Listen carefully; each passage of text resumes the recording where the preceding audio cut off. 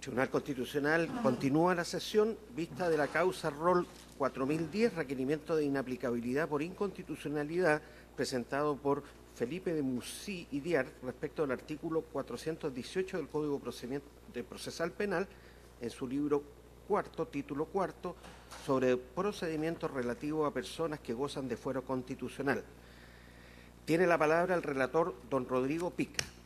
Gracias, señor presidente. Con fecha 26 de octubre de 2017, el diputado Felipe de Musí ha solicitado la declaración de inaplicabilidad por inconstitucionalidad del artículo 418 del Código Procesal Penal, relativo al régimen del recurso de apelación en contra de la sentencia definitiva del juicio especial de desafuero, por contravenir en su aplicación al caso concreto que invoca lo dispuesto en el artículo 61 de la Carta Fundamental. El precepto legal cuya aplicación se impugna dispone: la resolución que se pronunciare sobre la petición de desafuero será apelable para ante la Corte Suprema. La gestión invocada es el proceso de desafuero ROL 428 del año 2017 de la Corte de Apelaciones de Santiago, que al momento de requerir se encuentra en apelación bajo el ROL 40.142-2017 de la Corte Suprema. El requerente tiene la calidad de aforado y el proceso es seguido en su contra, en el marco del proceso penal por delitos tributarios RIT 6.873 del 2014, seguido ante el octavo Juzgado de Garantía de Santiago, en el cual el aforado es imputado. El requerente expone que fue denegada la solicitud de desafuero en su contra el 31 de julio del 2017, entre otros motivos porque el Servicio de Impuestos Internos no ejerció la acción penal interponiendo la querella, según lo exigido por el Código Tributario. Agrega que el Ministerio Público interpuso recurso de apelación al amparo del precepto impugnado, que fue concedido a pesar de haber solicitado su inadmisibilidad. Al momento de requerir de inaplicabilidad, la causa se encontraba en tabla en la Corte Suprema. En cuanto a los fundamentos de derecho, expone que, al tenor de lo dispuesto por el artículo 61 de la Constitución Política, señala de esta resolución podrá apelarse para ante la Corte Suprema. Y en referencia a dicha resolución, la norma dispone que ningún diputado o senador desde el día de su elección, juramento según el caso, puede ser acusado o privado de libertad, salvo el caso de delito flagrante, si el Tribunal de Alzada en pleno no autoriza previamente la acusación declarando haber lugar a la formación de causa.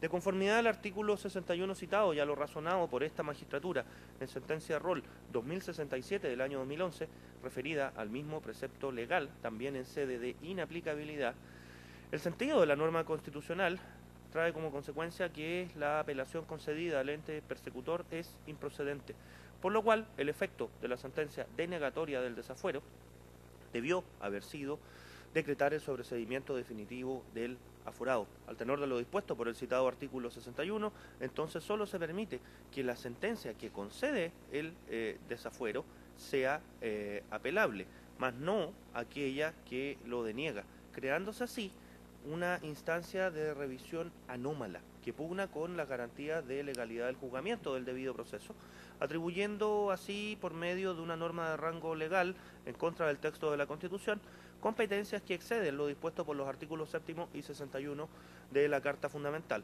afectando así el derecho al debido proceso del numeral tercero del artículo 19. La segunda sala de este tribunal acogió a tramitación el requerimiento, confirió traslado para resolver acerca de la admisibilidad y suspendió el proceso de desafuero. Posteriormente se declaró la admisibilidad del requerimiento y se confirió traslado acerca del fondo del conflicto de constitucionalidad planteado. A foja 156, el Ministerio Público solicita el rechazo del requerimiento refiriéndose a los antecedentes de la gestión, señalando que el precepto impugnado no vulnera el artículo 61 de la Carta Fundamental, en tanto no se aportan antecedentes que permitan hacer más o menos ajustada a la Constitución una lectura que entienda que el recurso de apelación procede siendo o no relevante el contenido de la sentencia de desafuero. Por lo cual, cabe concluir que la regla de la apelación, contenida en el artículo 61, se refiere genéricamente a la sentencia que se pronuncia sobre la solicitud de desafuero. Se refiere el Ministerio Público a la historia de la norma y también hace suyo el voto disidente de la sentencia ROL 2067 del año 2011 de esta magistratura para concluir que la finalidad del artículo 61 en esta materia es asegurar el recurso de apelación, sea cual fuere el contenido de la sentencia de desafuero. Expone que en el año 2010 se presentó un proyecto de ley sobre la materia, el cual fue archivado, y agrega que la praxis de la Corte Suprema ha sido conocer y resolver los recursos de apelación en contra de sentencias de desafuero, cualquiera sea su contenido. Agrega que no existe vulneración del debido proceso, haciendo suyo los estándares fijados al respecto por esta magistratura, se refiere en específico a los de las sentencias Roles 986 y 1838. Agregando que el fuero no es una inmunidad absoluta, sino que es más bien un procedimiento de carácter excepcional, que en el marco del racional y justo procedimiento se resuelve con una sentencia definitiva que tiene un régimen recursivo en el cual cabe el recurso de apelación. Por todos los puestos, solicitó el rechazo del requerimiento formulado. Concluida la tramitación del proceso, se ordenó traer los autos en relación y se incluyó la causa en tabla. Es todo, señor presidente. Muy bien. Señores abogados, ¿hay observaciones que hacer a la relación? Ninguna. Muy bien. Si es así, tiene la palabra por el requirente don Alejandro Godoy hasta por 30 minutos. Adelante, por favor.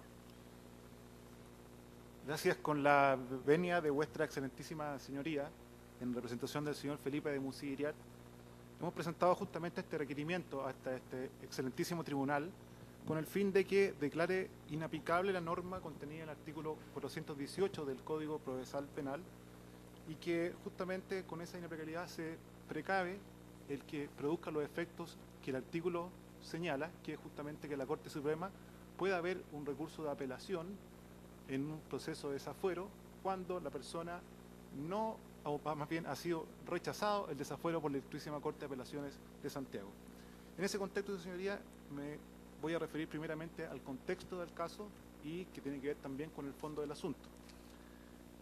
El día 27 de abril del año 2017, siendo justamente diputado el señor de Musí, fue notificado de la resolución que cita el desafuero presentado por el Ministerio Público, desafuero que fue pedido el día 13 de marzo del año 2017.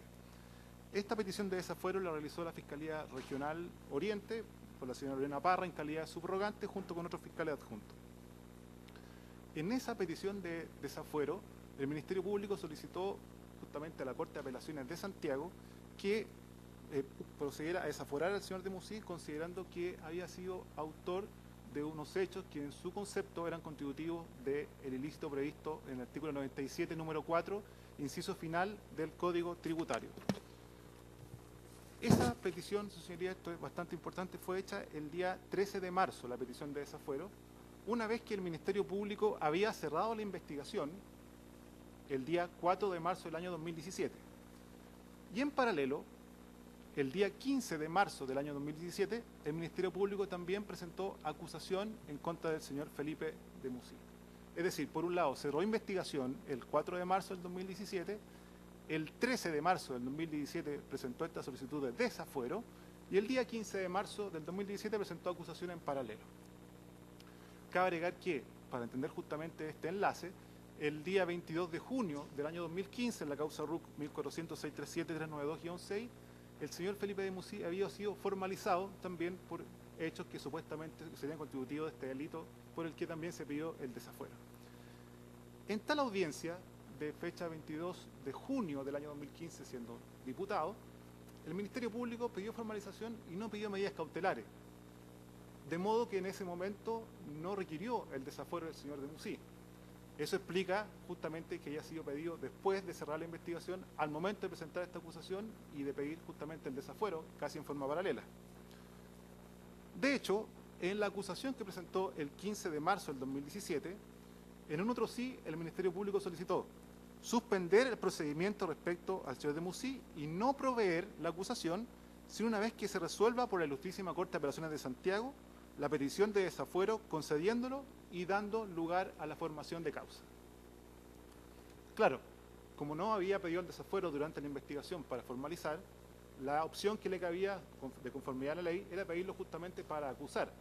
Entonces, acusa y precaviendo evidentemente un asunto de plazo de 10 días, dice, pero lo dejo en suspenso en cuanto la Corte de Apelaciones efectivamente acoja mi petición de desafuero. ¿Por qué? Porque acogía la petición de desafuero, entonces tendría validez la acusación presentada con fecha 15 de marzo del 2017. En ese orden de ideas, su señoría, el 13 de marzo, como digo, se presentó el desafuero y se notificó el 27 de abril al señor de Musí en 2017, se contestó el traslado y finalmente se fijó la vista de causa por el Pleno de la Ultrísima Corte de Apelaciones para el 19 de mayo del año 2017. Se llevó a efecto justamente la vista de la causa ese día y hubo sentencia el 31 de julio del 2017. El Pleno de la Corte de Apelaciones de Santiago, con votos de más de 20 ministros en favor, solamente con 2 en contra, determinó entonces rechazar la solicitud de desafuero del Ministerio Público solicitada contra el señor Felipe de Musí, en atención a que los hechos que le estaba imputando no habían sido denunciados ni habían sido objetos de una querella por parte del Servicio de Expuestos Internos. Tampoco se refiere en términos genéricos a querellas nominativas, no, la referencia es que justamente los hechos no se encontraban querellados o denunciados por el Servicio de Expuestos Internos. Cuestión que impedía proceder contra él, era un requisito de procesabilidad que impedía un juicio criminal en contra del señor de Musí. Y digo, con un par de votos de minoría también, pero también acogiendo el rechazo del recurso, era justamente por razones de fondo, por no existir antecedentes suficientes, materiales, digamos, aparte de la falta de capacidad para procesarlo o proceder contra él en razón de inexistencia de hechos denunciados. De conformidad a ello, señoría, el Pleno, habiendo resuelto esto, el efecto que señala justamente la misma ley, el efecto de este rechazo es el sobreseimiento definitivo de la causa, lo señala la misma ley. Sin embargo, el Ministerio Público, con fecha 5 de agosto del año 2017, presentó un recurso de apelación ante la excelentísima Corte Suprema, en que pide justamente al Tribunal Supremo revocar la resolución que rechazó el desafuero presentado y que en su reemplazo hiciera lugar justamente a la solicitud de desafuero y se formara causa en contra del señor Felipe de Musí. Uno de los fundamentos normativos principales en la interposición de ese recurso está justamente en el artículo 418 del Código Procesal Penal, el cual presumiblemente lo habría habilitado para ejercer dicho recurso y que habilita evidentemente a la Corte Suprema para conocer en segunda instancia del mismo, y justamente el Ministerio Público expresamente lo cita como norma habilitante. La Corte de Apelaciones tuvo por interpuesto evidentemente el recurso y lo elevó ante la excelentísima Corte Suprema y, como señaló el señor relator, se fijó vista para el 3 de noviembre de 2017, pero interpuesto el requerimiento ante este tribunal, la causa se ordenó su suspensión. En ese contexto, su señoría, es que justamente se presentó este recurso de inaplicabilidad ante este excelentísimo tribunal, donde efectivamente fue admitido a tramitación cumpliendo todos los requisitos legales y, en definitiva, estableciendo la posibilidad de señalar el fondo de la discusión en esta instancia.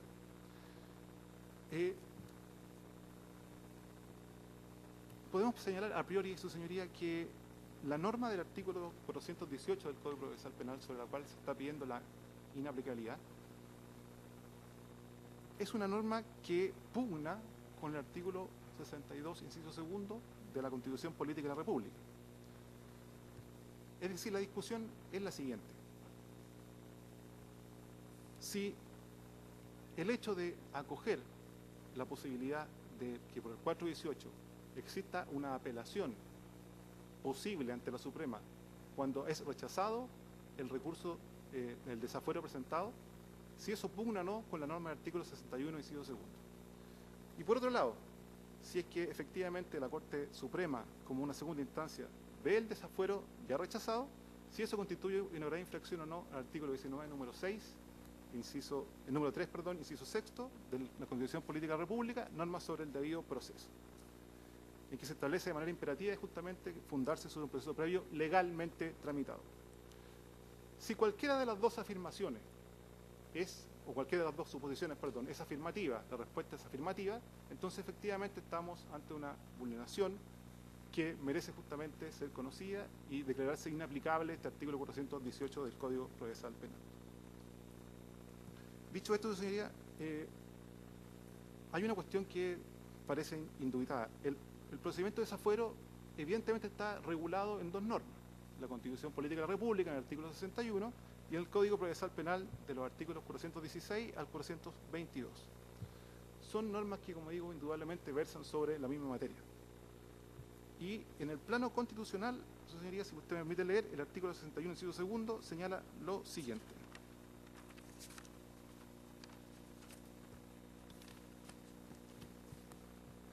Ningún diputado o senador, desde el día de su elección o desde su juramento, según el caso, puede ser acusado o privado de libertad, salvo el caso de delito flagrante, si el tribunal de alzada de la jurisdicción respectiva, en pleno, no autoriza previamente la acusación declarando haber lugar a la formación de causa.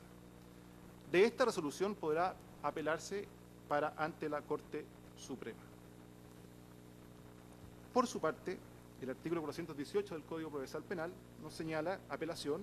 La resolución que se pronunciare sobre la petición de desafuero será apelable ante la Corte Suprema.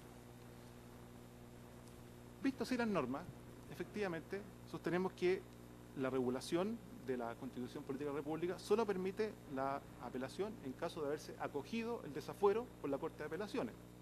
Y en el caso del 418, evidentemente permite en ambas circunstancias ir o recurrir a la Corte Suprema.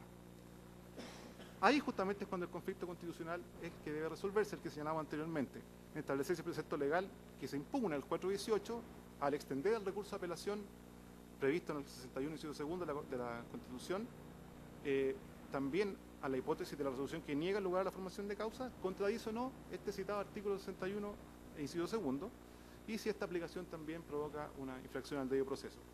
Como decíamos, la respuesta es afirmativa a ambas interrogantes y las contradicciones son por las siguientes razones. En primer lugar, una razón, si podemos decir, de texto. La regla del artículo 61 del de la Constitución Política de la República es una regla especial que presenta un alto nivel de especificidad. Es una norma de segundo grado o instituyente. Es una norma de atribución de competencia que regula especialmente esta materia, en cuanto justamente da competencia a la Corte Suprema para conocer los casos en que efectivamente se acogió el desafuero ante la Corte de Apelaciones. Estas características de este artículo 61, en cuanto, como dije, especificidad, regla especial, de derecho estricto, presenta dos consecuencias, esas características de esta regla.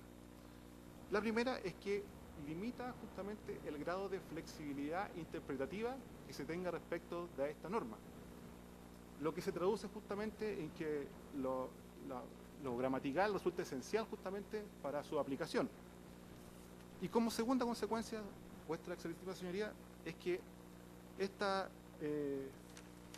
características de la norma del 61 de especialidad no da lugar a lo que se llama una innovación legislativa, es decir, que tenga que ser interpretada a la luz de otras normas que justamente o permitan acomodar un poco voluntaristamente cuál es el sentido de la misma. De esta manera, y con razón, justamente lo referido este mismo excelentísimo tribunal, en sentencia rol 3764 del 2017, también un recurso de inaplicabilidad por este mismo artículo 418, que señala literalmente esta resolución, entre comillas, se refiere a lo señalado en la Constitución Política de la República, utilizada en el artículo 61, alude a la decisión específica contenida en la frase inmediatamente anterior, esto es, aquella que da lugar a la formación de causa. Se hace desde el punto de vista gramatical de una determinante demostrativa, esta, entre comillas, que sirve para precisar el sustantivo, entre comillas, resolución, limitando a la voz más cercana o próxima, en este caso a la que declara haber lugar a la formación de causa. Y el segundo efecto, en cuanto nos referíamos a no dar lugar a innovación legislativa, hay que destacar nuevamente que no estamos en presencia de una norma incompleta. Estamos en presencia justamente de este artículo 61, inciso segundo de la Constitución Política de la República, de una norma que se puede llamar autosustentable, que abarca justamente en el sentido mismo qué es lo que quiere establecer en ese parámetro. Y, señoría, así también lo ha razonado esta excelentísima señoría en la sentencia también de inaplicabilidad respecto al diputado Fidel Espinosa en el rol señalado 3764 del 2017 de fecha 30 de enero del presente año, también refiriéndose, como digo, a la inaplicabilidad del 418 del Código Procesal Penal. Ahora, Respecto a este elemento que ha tenido en consideración vuestra excelentísima señoría, el Ministerio Público nos ha señalado en su traslado, ha aludido que a cierto nivel lingüístico, y si se suprimiesen ciertos elementos, ciertas frases contenidas en la Constitución Política de la República, en el artículo 61, inciso segundo, principalmente la frase en relación al pleno, o que es del pleno del Tribunal de Alzada, esa supresión de estos elementos que considera accidentales podrían permitir una interpretación no ya en el sentido unívoco que lo tiene, sino que podría prestarse justamente a dar a entender que la apelación es procedente tanto para el caso de justamente el rechazo como de haberse acogido el desafuero. Eso sería, en ese sentido, efectivamente no podemos establecer cómo de manera discrecional puede pensarse que la alusión a que lo resuelve el Pleno de la Corte de Apelaciones podría ser un elemento accidental dentro de esa norma. Justamente dota de sentido mismo a la norma constituyente y que es el reflejo de cualquier interpretación que se pueda hacer. De modo que si lo que se está haciendo es querer interpretarlo a raíz de esta posible supresión de norma, está cayendo justamente en lo que el excelentísimo tribunal señaló, que es esta posibilidad de interpretar una interpretación flexiva de la norma, cosa que no es posible, y también la posibilidad de hacer esta innovación legislativa, cosa que tampoco por carácter estricto, especial, etcétera, que hablamos del artículo 61, no sería posible. Y también, su señoría, se ha hablado de ciertos elementos históricos que también pretenderían demostrar que los constituyentes, los comisionados, etcétera, habría estado detrás la idea de establecer también la posibilidad de apelarse ante la Corte Suprema en el caso de que se hubiese rechazado el desafuero. En ese sentido, señoría, en términos generales, más bien para no andar en razones, en múltiples textos históricos, evidentemente hay para las dos tesis en razones históricas. Hay innumerables artículos, comisionados, etcétera, que no pueden dilucidar este tema en forma, o zanjar esta situación en forma clara, para decir, mire, evidentemente en términos históricos, el legislador siempre quiso dar la posibilidad de apelar a la Suprema en caso de que se rechace el desafuero. Eso, señoría, no es una cuestión zanjada tampoco históricamente. Simplemente para citar tesis, o más bien en contrario, la Constitución de 1925 presentaba una redacción similar a hasta el día de hoy y no ha sido modificada en ningún aspecto en ese punto. También se citaba habitualmente el boletín 5505 del 2007 de la Corte Suprema en referencia a este tema, donde se reconocía en forma expresa que la redacción del artículo 418 pugna con el contenido del inciso segundo del artículo 61 de la Constitución Política de la República, señalando además que puede advertir claramente que es la misma Carta Fundamental la que restringe la apelación solo a la resolución que autoriza la formación de causa. Esto es, a la que emite la Corte de Apelaciones respectiva, accediendo al desafuero. Y última, como abono a esta tesis, o más bien para refrendar que en cuanto a razones históricas hay en ambas posiciones, hay otro argumento que se refiere a la Ley 20.050, publicada en agosto del 2005.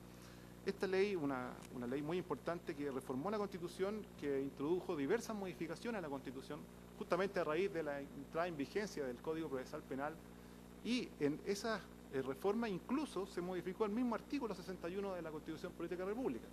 No obstante, el inciso segundo, en lo relativo a la materia que estamos ahora ventilando, no tuvo modificación alguna.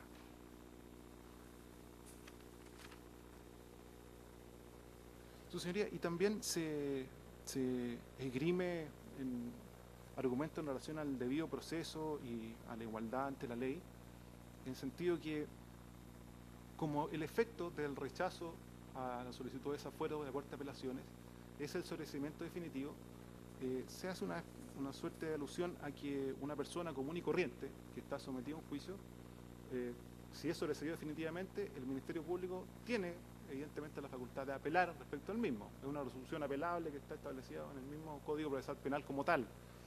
Sin embargo, ese símil evidentemente no es exacto y no es una analogía tan precisa. ¿Y por qué? Porque la naturaleza, obviamente, de estas disposiciones son distintas y las situaciones y los juicios son distintos. Me explico. El sobreseimiento, señoría, es una petición que se hace en cualquier momento del proceso y que es apelable, pero se sigue siempre, si es que llega a ser judicializado, si es que llega a serlo, puede ser sobreseído simplemente por ser investigado y terminar en una audiencia, pero como primera comparecencia, pero es siempre ante un juez de garantía. Es decir, queda en discreción de una persona y eventualmente una apelación ante un tribunal colegiado como en la Corte de Apelaciones. No obstante, el proceso de desafuero es un proceso que lo ve el Pleno de la Corte de Apelaciones respecto a la persona aforada. Todos los ministros, con todas las opiniones y con todo el bagaje que efectivamente ellos tienen para poder resolver cada una de estas situaciones. Y en ese sentido, no parece que pueda igualarse que la respuesta a una segunda instancia sea similar porque el sobreseimiento ante un juez de garantía en un juicio ordinario lo sea. Porque además hay otros procedimientos que no contemplan una segunda instancia. Acciones constitucionales, incluso, mire, escuchando hasta el abogado que alegó en la audiencia anterior, señalaba el proceso penal completo hasta que se dicte una sentencia por un tribunal oral, no es un proceso que doctrinariamente se considere de doble instancia. Es un proceso de instancia única que tiene en forma excepcional la posibilidad de ser recurrido de nulidad, bajo causales estrictas y específicas. Pero, como digo, doctrinariamente siempre se ha entendido como un proceso de instancia única. De modo que eso tampoco resulta ser una razón suficiente para establecer que eso abona la tesis de que necesariamente debe existir la apelación. Por lo demás, señoría, el parlamentario que se somete al desafuero igual está sujeto, en el mejor de los casos, a un juicio, que es el desafuero frente a toda la Corte de Apelaciones respectiva. Porque si efectivamente se llegase a acoger el desafuero, entonces sigue además la causa corriente, sin fuero, como cualquier persona.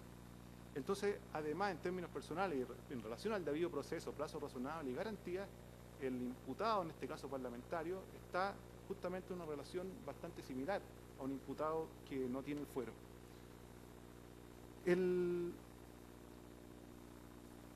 Zanjado, señoría, entonces, por estas razones que el artículo 61 establece solamente la apelación para el caso en que se acoge la petición de desafuero, entonces existirá este vicio constitucional y una infracción al artículo 61, inciso segundo, de permitirse en la gestión judicial pendiente la aplicación del artículo 418 del Código Procesal Penal. Pues justamente este, como hemos visto, resulta contrario a la Constitución Política de la República. Pues esta norma, que sería de rango inferior, simplemente legal, se superpondría frente a una norma constitucional que obviamente para su modificación requiere otro quórum necesario. Y además, su señoría, en esta gestión judicial pendiente, que se encuentra suspendida, como dijo el señor relator, ante la Corte Suprema, a portas de una vista en la causa, es el efecto que justamente la petición de esta inviolabilidad es lo que quiere evitar, que la Corte Suprema vea, a raíz del 418, una norma que es abiertamente contradictoria con lo señalado por la Constitución Política de la República.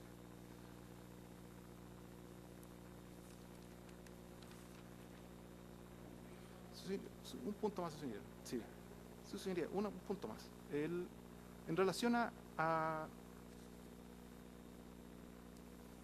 al debido proceso, también existiría una vulneración el mismo si efectivamente se permitiese la aplicación de este artículo 418 del Código Procesal Penal, considerando que debe ser toda sentencia basada en un proceso previo legalmente tramitado. En este caso no existiría esa posibilidad de haber tramitado legalmente, considerando que la Constitución Política de la República, como dijimos, prohibía esa posibilidad de apelar ante la Corte Suprema en el caso de haberse rechazado el desafuero.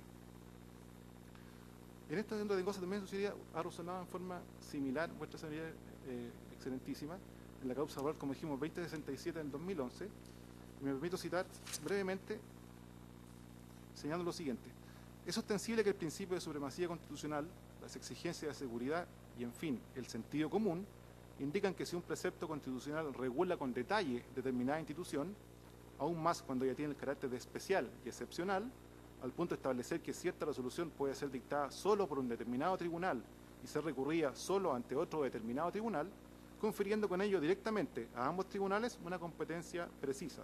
¿Cuál es el caso de autos? No cabe sino aceptarse que el sentido del mandato es unívoco. Continúa este mismo fallo, que ha quedado claro también que el artículo 61 de la Constitución es una norma especial que establece excepciones a otras normas constitucionales, por lo que debe ser interpretada restrictivamente y asimismo que es una norma de atribución de competencia, pues en su inciso segundo atribuye directamente a la Corte Suprema competencia para conocer de la apelación de la resolución del Tribunal de Alzada respectivo que autoriza la acusación a un parlamentario, atribución que no puede extenderse a otras resoluciones del aludido Tribunal de Alzada. Su señoría, así también, como digo, lo ha fallado en otras tres sentencias, en la causa 2067-2011, del 5 de junio del año 2012, en relación al diputado Jorge Sabac, la causa 3046-2016, en relación al diputado Cristian Urizar, y la causa 3764-2017, en relación al diputado Fidel Espinosa. Todas ellas se referían justamente a la misma situación en torno a declarar inadmisible el artículo 418 del Código Procesal Penal por similar instancia que presentamos justamente en esta audiencia. Y por estas razones, excelentísimas señorías, que pedimos que este tribunal declare inadmisible el artículo 418 del Código Procesal Penal y de esa manera establezca la gestión judicial pendiente la imposibilidad de que la Corte Suprema vea por vía de apelación el rechazo al desafuero del señor Felipe de Musí. Muy bien, a continuación, como está anunciado, por el Ministerio Público tiene la palabra don Hernán Ferrera, hasta por 15 minutos. Adelante, por favor. Gracias, señor presidente. Por la parte del Ministerio Público pedimos que se rechace este requerimiento. En esta causa, es una causa que está actualmente pendiente ante la Corte Suprema, con un recurso de apelación que interpuso el Ministerio Público justamente contra una decisión del Pleno de la Corte de Apelaciones de Santiago que desestimó una petición de desafuero. Se acusa a esta persona, al señor de Musí, del ilícito del artículo 97, número 4, inciso final, que tiene que ver con la facilitación de algunos documentos tributarios en el marco de la causa conocida como la causa Penta. El caso en cuestión, para mayor claridad, quisiera solamente hacer ver, fue desechado por la Corte de Apelaciones principalmente por la falta de una querella nominativa. Y hago hincapié en esto porque las querellas que presentó efectivamente en este caso el Servicio de Impuestos Internos están referidas específicamente a los instrumentos tributarios en los cuales se imputa al requirente, en este caso de inaplicabilidad, participación como una persona facilitadora, ¿no es cierto?, en los términos que establece el inciso último del artículo 17, número 4. Por lo tanto, la cuestión quedó zanjada más bien en este punto procedimental, que nuestro concepto es bastante discutible, desde luego no es materia a resolver aquí, pero nos parece que hay elementos suficientes por lo menos para discutir esto en otro escenario. Nuestra opinión, como lo hemos manifestado tantas veces, es, a diferencia de lo que se plantea por parte del requirente, que el artículo 61 no salda en términos gramaticales ni lingüísticos y de manera clara la cuestión que aquí se discute. Parece que esa es una premisa ineludible. Sin ir más lejos, el Excelentísimo Tribunal, la Corte de Apelaciones, concedió en este mismo caso el recurso de apelación del Ministerio Público sin hacerse ningún tipo de cuestionamiento ni objeciones, siendo esto un debate bastante conocido, y en este mismo caso la Corte Suprema, habiendo acogido, recibido, ¿no es cierto?, el recurso de apelación, ya estaba esto en condiciones de ser visto por el Pleno, sin que hubiese surgido tampoco en esa instancia algún tipo de reparo, observación u otra cuestión que pudiera establecer algún tipo de límite en el ejercicio del recurso de apelación. Por lo tanto, no me parece que tenga mucha firmeza ni fuerza los argumentos planteados a este respecto. Nosotros hemos hecho ver adicionalmente sobre el particular, no solamente que la Corte Suprema ha resuelto a lo largo de todo este periodo, en el marco del Código Procesal Penal, recursos de apelación contra decisiones de plenos de Corte de Apelaciones que han denegado desafueros. Y mencionamos 5 o 6 casos sobre esta materia que están fallados por la Corte Suprema, sino que además hemos hecho valer una sentencia particularmente resuelta por el Pleno de la Corte Suprema sobre un recurso de hecho dirigido precisamente a este punto.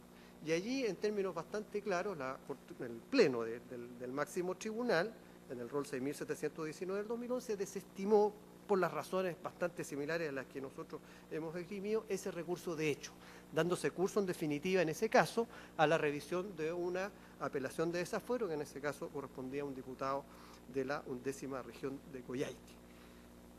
apelación que además fue acogida por lo demás. Por lo tanto, no siendo claro, lo que nosotros hemos postulado aquí es que se debe resolver esto en otro nivel de análisis. Y para eso hemos utilizado las herramientas que a los efectos nos reconocemos los abogados y el derecho en general para resolver este tipo de dificultades. Y hemos aludido desde luego a los aspectos históricos de la referida norma, nosotros hemos aludido desde luego a lo que se discutió para la Constitución de 1925, que nos parece muy pertinente porque el texto mismo de la frase que aquí está principalmente en disputa proviene o viene recogida o tomada de ese texto constitucional. Y el resultado de esa frase es justamente una discusión en la que se buscó particularmente obtener o establecer un recurso de apelación cualquiera sea el resultado de la decisión de desafuero. Asimismo, hicimos ver también lo que han consignado en votos de disidentes sobre este mismo tema relativo a la discusión que hubo en la Comisión para la nueva Constitución, precedente desde luego la Constitución del año 80, que justamente es el marco en el cual nos estamos desenvolviendo. Todo lo cual, en nuestro concepto, nos ponía en una posición suficiente como para sostener que el requerimiento debe ser desestimado. Pero más particularmente fuerte me parece la necesidad de argumentar de manera suficiente y de manera convincente además, que la regla, más allá de establecer, porque indudablemente eso es así, eso está fuera de debate, un recurso para el aforado, prohíbe o impediría establecer a nivel legal un recurso de apelación para quien viene pidiendo el desafuero.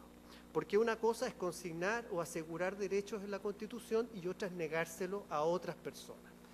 El texto constitucional, desde luego, tiene innumerables ejemplos donde se establecen, y sobre todo en materias procedimentales, garantías que se entienden como mínimas, es decir, son garantías que se reconocen a algunos, pero no porque esto sea así, luego debiera yo concluir que estos están vedados a otros.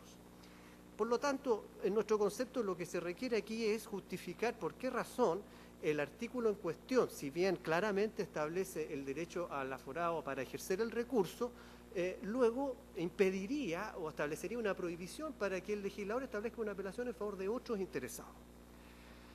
Y esa aplicación en este caso, la verdad es que por lo menos en el requerimiento no se encuentra. El recurso y la posibilidad de ejercer el recurso de apelación es, como sabemos, una de las cuestiones bastante relevantes dentro de las garantías procedimentales, sobre todo en determinados escenarios. Pero aquí de lo que estamos hablando fundamentalmente es de tratar de encontrar una explicación para afirmar que no procede, en este caso, conceder un recurso a los demás intervinientes. En nuestra opinión, para resolver ese problema, que desde luego estimamos no es una conclusión a la que se pueda llegar muy simplemente, para llegar a ese problema hay que observar, y eso es lo que hemos dicho en nuestra contestación, que estamos evidentemente ante un privilegio. Y un privilegio muy justificable, quiero que quede muy claro. Nosotros estimamos que evidentemente esto tiene muchas explicaciones y estimamos que evidentemente el tipo de resguardo de personas que gozan de fuero es algo que está plenamente justificado como una diferencia que debe aceptarse desde luego. Pero el tema es si luego de establecer este procedimiento, que por la exigencia, por la existencia misma de las instancias en que debe ser revisado, da suficientes garantías para asegurar aquellos objetivos que este mismo tribunal estima están detrás de este procedimiento. Impedir que se ejerzan acusaciones infundadas, velar por las mayorías parlamentarias. El tema es si sobre eso adicionalmente yo debiera además establecer este recurso solamente en favor del aforado. Que nosotros, ese modo de entender, supone un refuerzo que nos parece que no es necesario, tal vez, dados los resguardos que ya tiene el aforado, y que de algún modo supera las posibilidades de ver verdaderamente afectados los objetivos constitucionales que están detrás del mismo fuero. Por estas razones, según lo que está explicado además en nuestra contestación, es que nos parece que no infringe la aplicación de la regla o el precepto en cuestión el artículo 61 particularmente, ¿no? En relación al debido proceso, aquí siempre hay una dicotomía. aquí siempre algunos se apegan a la parte donde el artículo 19, número 3, inciso sexto, hace referencia a la legalidad del procedimiento, y otros más bien van a cuestiones un poco más sustantivas relativas a la justicia o racionalidad del mismo. Yo entiendo que el requerimiento está básicamente centrado en una cuestión de legalidad, y por lo tanto dice, aquí se infringe esta regla, puesto que el artículo constitucional impide que se ejerza el recurso. Pero ese es un argumento circular. Ese argumento se apoya justamente en la norma que se está criticando, en el artículo 61 y en el entendido que este no admite el recurso. Por lo tanto, no parece en rigor que aquí haya un argumento defendible en el sentido de que se infringe la regla del artículo 19, número 3, inciso sexto, en la parte que se refiere a la legalidad del procedimiento, porque tendríamos que asumir cuestiones que están justamente en debate. Pero en cuanto a la justicia y racionalidad del procedimiento, que el mandato que la Constitución le da al legislador a este respecto, no puede olvidarse, en nuestra opinión, que el artículo 19, número 3, comienza con una regla que dice que la Constitución le garantiza a todas las personas la igual protección en el ejercicio de sus derechos.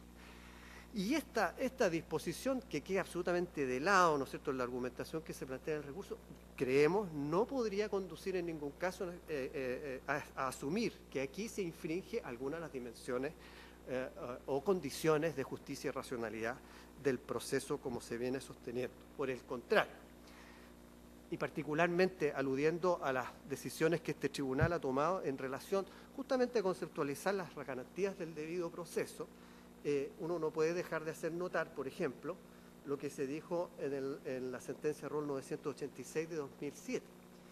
Esta causa tenía que ver con el recurso de nulidad, ¿no es cierto?, en materia de proceso penal. Pero, ¿qué es lo que importa en esa sentencia en relación a lo que aquí se está diciendo? Que allí se dice que el debido proceso, o más bien debiera entenderse por debido proceso, aquí él dice que cumple integralmente con la función de resolver, ¿no es cierto?, los conflictos suscitados dentro de la sociedad, conflictos jurídicos, etc. Y fundamentalmente sirviendo esta materia a la paz social, ¿no es cierto?, y al mantenimiento del Estado de Derecho. Y en esa misma sentencia se dice más tarde que a consecuencia de esta reflexión, entonces, dice, todas las interpretaciones que a pretexto de las garantías del imputado lesionen los derechos de la víctima o los organismos encargados de protegerla para buscar la sanción prevista por la ley y la reparación del mal causado, no pueden ser consideradas o estimadas. Ese es el problema, porque justamente cuando se ejerce el requerimiento y se plantea este tipo de discusión, nos parece que se está actuando más bien en contra de esta dimensión o esta forma de entender el debido proceso en la forma que está recogido en la Constitución. Por lo tanto, excelentísimo tribunal, no surge en nuestro concepto, en mucho menor medida en realidad, una contradicción con la disposición constitucional aludida. Para terminar, no podemos dejar de hacer ver, excelentísimo tribunal, algo que pensé que podíamos escuchar en el alegato previo. Esta persona ya dejó de ser diputado, ¿no? Y esta es una cuestión evidentemente importante. Nosotros no queremos eludir, desde luego, el debate y la cuestión de fondo, y sabemos que hay dos sentencias más bien relativas a este punto concretamente. Que esta persona haya dejado de tener este fuero, por lo menos en este tribunal, en esta sede, en esta discusión, supone dos cosas. Primero, que no está en riesgo la protección de un parlamentario. Eso es lo primero. Aquí no está en riesgo ya la protección de un parlamentario. En segundo lugar, tampoco está en riesgo la protección de una mayoría parlamentaria. Eso es un hecho que yo puedo decir con toda tranquilidad. Y particularmente no existe en este caso, entonces, ninguna posibilidad de provocarse los efectos contrarios a la Constitución que se denuncian. Esta es una situación nueva, la verdad es que yo no recuerdo que esto haya ocurrido con anterioridad, pero es un hecho relevante que yo creo que el tribunal también deberá tener en consideración y que en su caso podría conducir igualmente al rechazo de este requerimiento. Razones todas por las cuales pido que se desestime en todas sus partes. Muchas gracias, señor presidente. Gracias a usted. Señores ministras, señoras ministras, señores ministros, ¿hay preguntas que hacer? No siendo así, terminada la audiencia.